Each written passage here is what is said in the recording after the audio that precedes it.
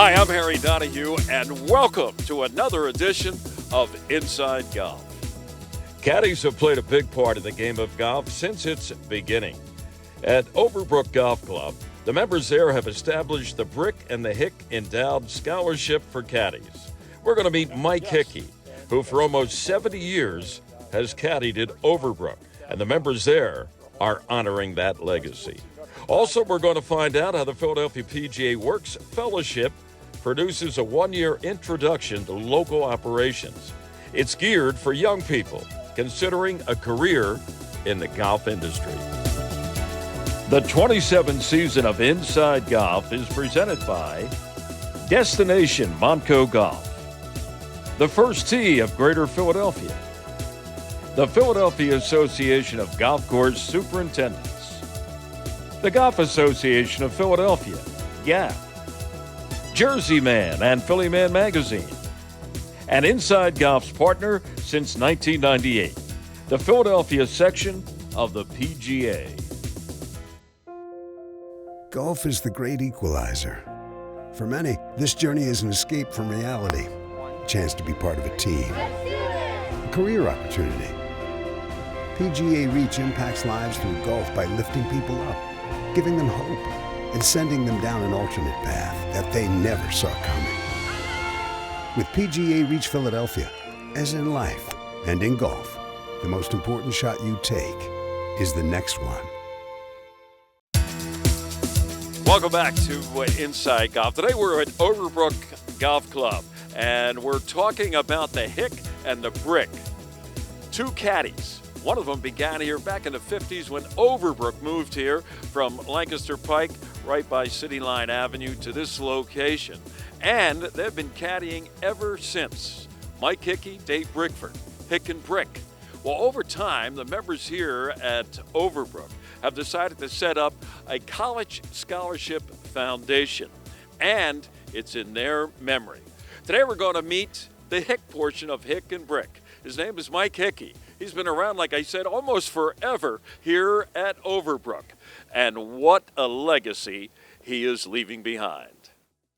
Well, let me introduce you to the Hick portion of Hick and Brick. This is Mike Hickey, who's been here for how long as a caddy? My first loop was in 1959. Who was president? And I know who it was. Tell our audience who was the president. Eisenhower was the president. All right, give me your history. How did you wind up as a caddy back when you were a younger guy here at Overbrook? My father was friends with one of the fellows that worked at the club. And at the time I was a junior in high school and I looking for a summer job. So we said, why don't you stop up there? And I did. And at the time there was no golf course. No golf carts. I think there was one cart here. So everybody had to take a caddy. Everybody had to take a caddy. So fortunately, there was a need for one. And I started out, and that was it. Rest is history, huh? Yeah. I mean, I did it through high school, college, and after that, I went had a regular job, and I just did it on weekends and vacations and things like that. So I retired 12 years ago. Now you're back to it, sort of semi full time. Yeah, I still do it 4 or 5 days a week, mostly single bag or 4 caddy jobs. How about funny stories that have happened in your years as a caddy here at Overbrook? Well, as we talked about before, years and years ago, I was member guest, and that's the 10th hole right over there, and they had a first prize of $20,000 for a hole-in-one. So I was fortunate enough the bag I had, he knocked in the hole. Now, he wasn't a real good golfer, but for a 5-hopper into the hole. $20,000 back in the day, that's a lot of coin. Probably about 35 years ago. How many holes in one have you witnessed here at Overbrook? Here, 7 or 8. 7 or 8? Yeah. Okay. And you say you're still doing it. Now, I'm not telling tales out of school. You're 81 years old. Yes, sir. That's a lot of loops, a lot of wear and tear. About 6,000 is about 6,000 loops here at Overbrook. You're in good shape, right? Yes, I mean, you told me you had a knee replacement. How do you make it? I mean, this isn't the easiest golf course to walk. No, if you do it long enough, you can get smart. You get out ahead of them. You know, you give them their golf clubs, and you walk out and watch it as they hit. You know the fellas well enough. I mean, I'm not afraid to say, here, give them a couple clubs and walk over there, and I'll watch the ball when they hit it. Give them the yardage. But it's the front 9 here is extremely easy, I think, to walk. The back 9 is a lot more difficult. So yeah, if you do it long enough, you kind of You get it. You know what to do. Yeah, you know where to take your little rest and what trees to lean on and things like that. And as you said, keep your eye on that ball. Got to watch the ball. Got to watch the ball. Well, listen, Mike, it's been a pleasure. I know I speak for a lot of members here at Overbrook who have been fortunate enough to have you on their bag, especially the guy that had the hole-in-one that day. May he rest in peace. Yes. And your memory is going to be, forever immortalized with this little caddy scholarship fund. How does that feel? Harry, it's a treat. It's quite an honor. I've been at this golf club since that's 65 years, 64 years, I make it. It's a wonderful club. Members here are terrific. They've treated me very well over my life, my career here, and it's just a great feeling. Really. Well, that's a two-way street, and I don't know how much longer you're going to go, but let me know when you're retiring finally. Calling it quits, and we'll come out here and maybe have a glass of champagne with you. Next time you come out, loops on me. Oh, that's an incentive right there. Thanks, Mike. Okay. This is Chad Whiting. Chad is the caddy master here at Overbrook. You haven't been here as long as Mike Hickey. I know that, right? You weren't even born when he started looping. Well, what's it mean to have a legend like this guy working for you? Look, we're mostly a student program, so to have someone who can go out and teach these kids the proper way to caddy is a great help to me. And Brick, who's not here, would eat up all kinds of loops, which was a help for me too also. But yeah, mostly I use them in training. Every kid who comes through the program here will do multiple loops with Mr. Hickey there, so it's... Yeah, and you look at Mike, I mean, he's 81 years old, and he still looks like he could do 2 loops a day, huh? He's in great shape. He's just coming into his own. We don't know how long it's going to take to get there, but you don't mind. No, not at all. Keep them coming. I call it the Mike Hickey Kiss World Tour Final Tour. So it's been going on for a while. It's been going on for quite a while. Well, it's no secret how generous the members at Overbrook Golf Club have been when it comes to raising money for caddy scholarship funding. And they have this whole Hick and Brick thing going on here at Overbrook. And this guy probably, as much as anyone among the members of Overbrook, knows what it's all about. Its history, etc. I'm talking about Bill Dalton. Great to see you again, my friend. How are you? Good to see you, Harry. Thank you. So tell us about what Overbrook has done to raise literally thousands of dollars over time for the caddies when it comes to college scholarships. So a couple years ago, David Bickford Brick was moving out of town, and Mike, as you know, has been here for over 60 years, and David was coming up on 39, 40 years. So we thought we couldn't let the collective time of 100 years of these gentlemen not go unrecognized. So through some emails and text, grassroots operation, we raised over $40,000 to date on this program.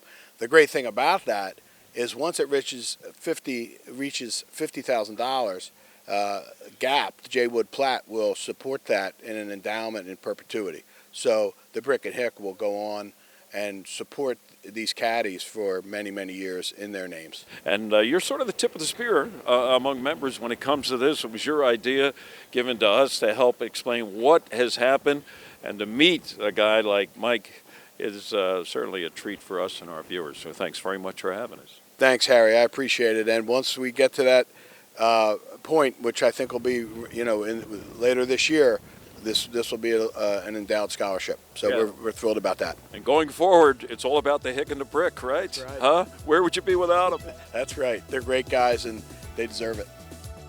So congratulations to all the membership here at Overbrook for what they have done in the name of 2 of their more illustrious caddies, Hick and Brick. Our thanks to Mike Hickey for joining us, and congratulations again to the members here at Overbrook. All right, stay with us. Coming up next on Inside Golf, we're going to have some information on what the PGA Section's PGA Works Fellowship program is all about. That's next here on Inside Golf. A black female. When you vacation in Montgomery County, PA, your money worries get a vacation too. Oh, you gotta get your value. Feel free to explore the soldiers' huts. Free? $4, that's it? Keep the lettuce coming, Diane. Parking is free! Hey, it's free! With so many affordable things in Montgomery County, go ahead. Freak out. The Golf Association of Philadelphia. Founded in 1897, GAP is the nation's oldest regional or state golf association. We serve amateur golf in Eastern PA, Southern New Jersey, and all of Delaware. GAP welcomes all golfers, junior or senior, male or female, public or private. Join the Golf Association of Philadelphia today. Our mission is always to preserve, protect, and promote the great game of golf. Before you tee it up, look us up. Visit gapgolf.org to find out more. Welcome back to Inside Golf. All right, we got a little tutorial lesson for you today. We're going to find out what the Philadelphia Works Fellowship program is all about. Let me give you a little bit of a clue. It's about working in professional golf. PGA Works is on a mission to ensure that the golf workforce looks more like America. Our mission is to impact lives through the game of golf. We do that through our 3 core pillars: youth, military, diversity, and inclusion. And today we're going to talk about PGA Works and really what the impact it's had on our foundation, along with nationally the impact that we've seen. So PGA Works was established nationally for an initiative to really diversify the golf industry. We want our industry to look like any other industry and really what the world looks like today. And I think that we've seen that issue across the board in the golf industry, and really the Works pillar was established to be that, to really diversify the workplace and place certain opportunities that diverse populations weren't able to or maybe weren't aware of. People who are eligible for the PGA Works Fellowship include women, minority, diverse populations, LGBTQ plus community, veteran families. Really the fellowship is to engage and inspire people from diverse backgrounds that don't have this opportunity and really want to make it known and really just showcase what the golf industry has to offer. So I never knew all the opportunities that were in golf, and the job for the fellowship was basically giving you different opportunities that you could see inside of golf, because before the job I really thought the only thing that I could do was just play golf or be a member at a country club or something like that. And I've always knew like that's something that I want to do. I want to eventually one day get a membership somewhere. I want to be a good golfer, but before coming here I really didn't know that there's a bunch of different things. I could be a tournaments coordinator, I can be nonprofit side of it, I can be really anything in the junior side. So it definitely interested me because I can do more than just play, honestly. PGA Works was established to be an opportunity for somebody who potentially knows about the golf industry or frankly doesn't know anything about the golf industry. And our first PGA Works fellow, Erin Martin, knew a little bit about the golf industry coming into it. So she was a Platt Caddie scholarship recipient, and she came into it well-versed in the golf industry and really wanted to learn more. And I think that's what the opportunity is with the PGA Works Fellowship, is really give that opportunity to somebody to really see all aspects and to see what they are passionate about and really bring their passion into fruition. So what honestly made me interested to work here full-time was showing people who look like me and women, minority women, that you can do this and you can be in this game. That's really what my whole goal was working for the PGA, is to get more women, women of color, people of color into the game of golf. So it's still my goal, I'm still pushing towards that. And by having all these different opportunities, you know, it just continues and continues for me, so. PGA Works is a 12-month internship completely funded by PGA of America. So that entails is that they get to see all aspects of a section office. So that includes tournament operations, nonprofit operations, administration, membership operations. So they really get to see the full scope of what goes on in a section office. And I think that Erin really succeeded and really felt passionate about our mission and what we were doing. And we were fortunate to be able to give her a full-time position when her fellowship did conclude, because she was so passionate and made those connections from being a Works Fellow. I think what's incredible about the Works Fellowship is that we have people who have came in that are not experienced in golf, and then we've had people that have a little bit of experience and a lot of experience, and across the board I think that there's something to be learned in the Works Fellowship and to really embrace the golf industry. And we don't want to push the golf industry to somebody, but we definitely want them to see the opportunities that maybe they weren't aware of when going through the fellowship. So I think that's what's awesome with our new Works Fellow, Lydia Victor, is that she gets to see that. She doesn't have any experience in golf. She just wanted to learn the administrative side of it and the governance behind PGA of America, and this has kind of given her that opportunity to really embrace the golf industry. Fingers crossed that she goes into the golf industry, but I think that that's what the opportunities that we have with this Works Fellowship is to really showcase what we have to offer. I was always very interested in finding out how athletes could go from a local junior level to playing the sport nationally. So while I was at Drexel, I had the opportunity to complete a few independent studies focused on player pathways in sports. And then once I graduated, I was looking for jobs in the sports industry, specifically kind of focusing on this issue of access, specifically in country club sports, which is how I found the PGA Works Fellowship. Obviously, I knew I wanted to make these individual sports more accessible, and getting an opportunity to see the work that PGA Reach Philadelphia and the Philadelphia PGA section were doing at a local level to make that possible through the 3 pillars was very exciting to me. Understanding that access looks different for different demographics, so whether that's access to play for youth, through whether that's through our diversity scholarship or through PGA Junior League, or for their social aspects of the sport, for our veterans, the therapeutic aspects, or even for more women to play the sport, and its networking benefits. Understanding that golf and the benefits look different for everybody was very exciting to me.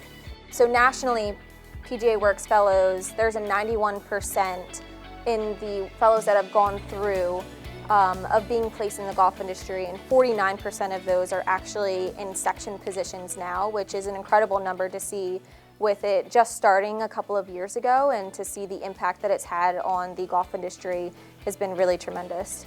I think it's been really exciting getting to actually interact with a lot of the people that we get to help.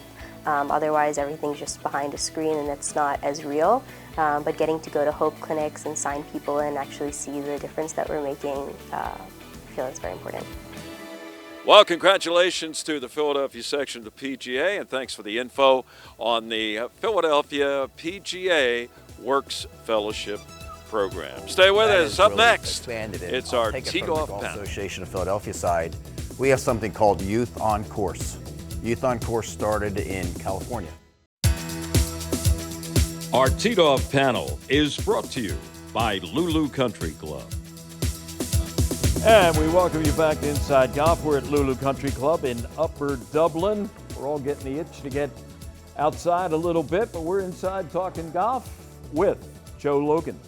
Joe does myphillygolf.com, and it has been around for how many years now? Gazillion. A gazillion. He's written about a gazillion things when it comes to golf, especially in the Philly area. Mark Jackson, no stranger now to Inside Golf. Seems like he's on every week now. He's on every Sixers telecast on NBC Sports Philly, and he was also a great Hall of Famer, NBA player, Hall of Famer under the great John Chaney at Temple. Good to see you again, Mark. Thank you, buddy. And Ken Phillips in his first year as president of the Golf Association of Philadelphia and a member of Lancaster Country Club.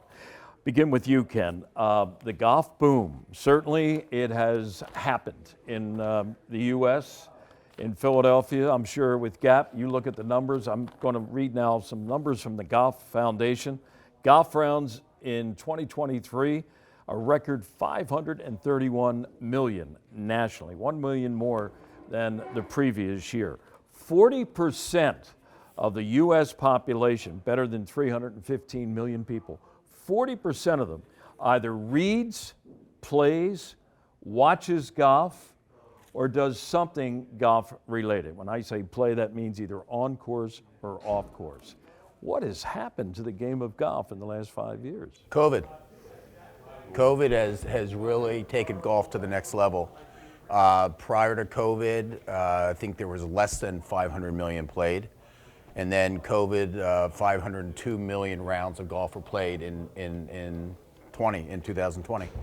And so that has really expanded, and I'll take it from the Golf Association of Philadelphia side. We have something called Youth on Course. Youth on Course started in California, and it's where children 18 years old and younger can go play a golf course that participates. We have about 40 in GAP, where they can play for $5. And then GAP subsidizes that club about $5 to $7. So we started in 2018, had like 300 children. In 2022, we had 2,000 children playing 4,000 rounds. Last year, 12,000 rounds. Really? 4,000 children. And it's just going to continue to grow. So that program with CAP is responsible for a lot of those 531 million rounds and the increase. So we see it, and we see the kids, and it's a great program we have. And, you know, I hate to say it, COVID was, you know, bad for a lot of people, but for golf, the golf boom, it was really pretty good. Yeah, because a lot of people have flexible hours at work. That allows them, part of that flexibility allows them to get out and play around the golf. Mark, I'm sure you agree with the statistics 100%. and what Ken just outlined. How about for you personally? I mean, 5 years ago, were you in love, or 10 years ago, were you in love with the game of golf? You know, it's interesting. I go through phases with golf. Like when I first got into golf, I was with the Golden State Warriors in 2001. And Ping had this special, like any NBA player can come to the headquarters in Phoenix, and you get fitted, and the minute you come, you get free lessons, and how many times you come. And we was actually playing in Phoenix. I was about to get traded there, and I went and I did it, and I just started hitting balls. It was pretty fun. I was like a self-taught guy, but then playing every now and then, but then watching Tiger, I was like, oh, I might like this more. And I think, like me and a lot of minorities, I think that's a big boost boom in them. But I think just I'm a competitor. When you have any ounce of competitiveness in you, when you lose at something, you want to be better. And one thing that golf does to you, you can hit 20 bad shots. It's always going to give you one. And that one is what keeps driving you. And that's what it did for me. I had one great drive. And one time when I was playing with Byron, so remember me, Byron Scott, which is my coach at the Hornets, Desmond Mason, and I believe it was PGA Brown. And we was in playing in Oklahoma City. And I had one drive, and I couldn't play with crap. Byron Scott's a scratch golfer. And I couldn't hit with crap, and I hit one bomb heavy 340 yards. I was like, oh, I'm hooked now, and I was hooked ever since. That's the one that keeps bringing you back, exactly. right? But now, mind you, the 40 below, it was all over the place. But that one kept me coming back. And you have teenage sons, pretty good basketball players. Have they caught that, or are they concentrating more on baseball? It's more concentration on basketball, but every spring, winter, fall, I get them out just to play around here and there. But their schedule's so crazy. Plant the seed. Yes, but they spend so much. So we have more time to spend at a golf simulator place than actually on a course. And I'll do that with them. Yeah, well, that counts. And that's part of that's part of the touches. Big numbers, but that's now part of life, Joe. That people, I mean, we're here at Lulu. They have two bays behind us. Perhaps you can hear and see some of the guys. That wasn't around pre-COVID, or even a little beyond pre-COVID. That's all developed in the last 5 years. Everywhere people are doing it. I agree. The increase in rounds is encouraging, to say the least. To me, though, some of the boom you can attribute to the fact that they broadened the definition of what a golfer is to include all these off-course, top golf, all those sort of things. What the definition of what they consider a golf player or fan has expanded, and that's responsible for some of the increase. But it is very encouraging that there are more rounds, and a lot of clubs are starting to have waiting lists again. So I don't think it's going to die out anytime soon. That's what I was going to say. Is it a boom that has a cap? Is there a glass ceiling in terms of, well, it's not going to go beyond this point? I think these numbers seem to indicate we're not sure where it could go, right? More golf courses. Yeah. Oh, yeah, more golf. Yeah, well, they're closing golf courses faster than they're opening. All the stats that I saw in this Golf Foundation release, course closings are down to the lowest level since the Depression, okay? And that was a financially driven thing. People had no money to play golf. Now they have more time, maybe they have a little bit of money, or they find ways, and courses find ways to attract them.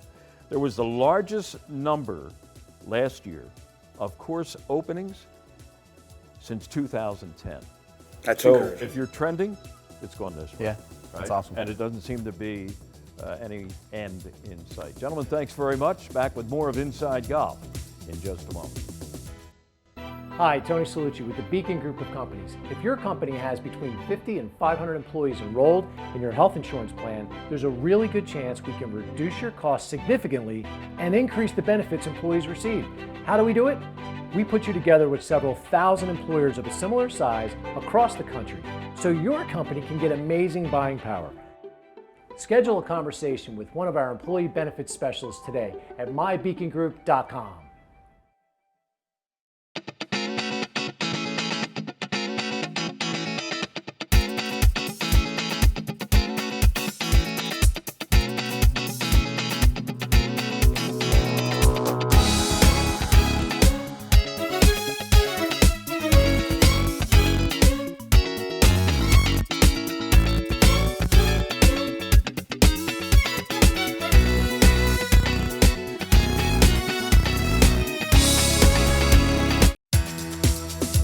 That's it for this week's edition of Inside Golf. Hey, next week we got an interesting show for you. You know, the Gap Interclub matches are coming up soon on the calendar.